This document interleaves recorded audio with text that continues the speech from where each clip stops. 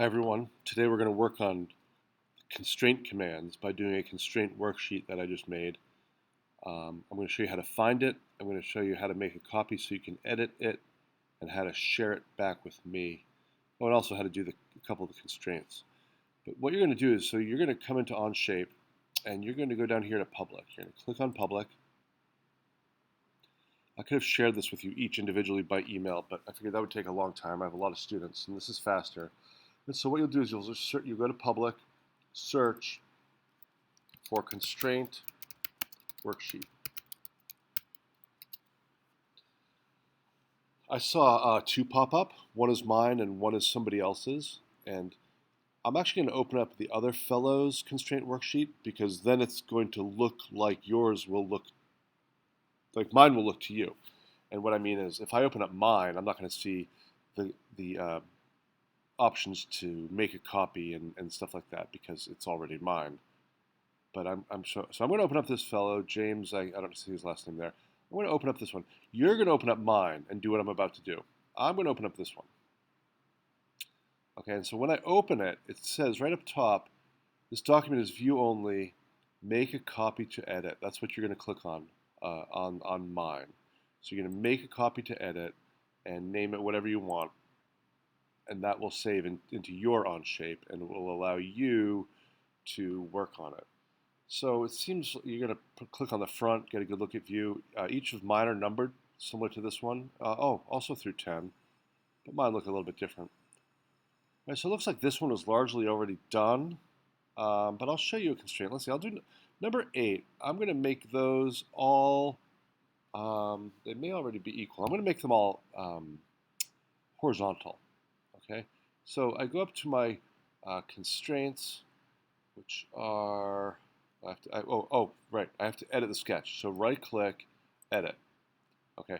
Now I see my constraints up here. Okay. So I click on this drop down. I see all the different types of constraints there are. And in the instructions, I use the constraint word in bold. So for example, where I want you to make them parallel, I write the word parallel in bold, and that's the name of the constraint. So let's make these guys parallel. Right? And all I do is I choose parallel, it's chosen, and I click, click, and click, and they're supposed to, there they go. They all went parallel to each other. Not sure why they spread out so much. Could have been a bigger sketch that got changed earlier. But they're all parallel now. I'm going to undo that, just leave it as it was. And but what about so what about this? What about let's make this one here vertical. Right? So I say, oh, make the line vertical. You go up here, you find the constraint that says vertical, and you click on it. The next line I click on, it should go vertical. Those three were tied together. They must have been constrained by this fellow in the worksheet earlier. So they all flipped vertical together. But what if I wanted the other number 6? What if I want that horizontal? Well, guess what? I choose horizontal.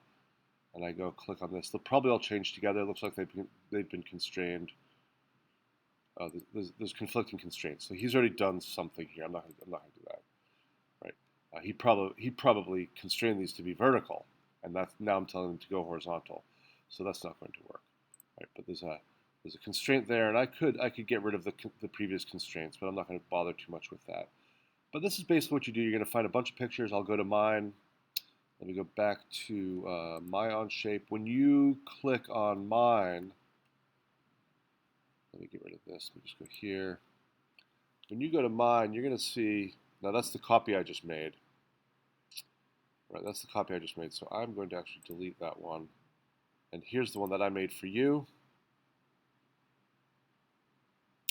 And if you look right at it, and to change anything here, you're going to have to right-click and edit sketch.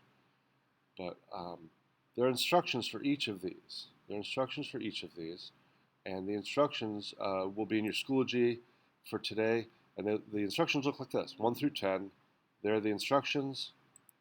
Here's where you do it. And when you're done, you hit share, and you type in my email address, share, and you are going to share it with wwarren at salemk12.org. That's who you're going to share it with. When you're done, and that way I will be able to take a look and issue some credit for your important work today. Right? Constraints are super useful. They can save a lot of time and ensure that things are truly vertical or truly parallel or tangent or midpoint, et cetera, et cetera, et cetera. Right? So they're super useful. Get it done and send it off, and I will talk to you soon.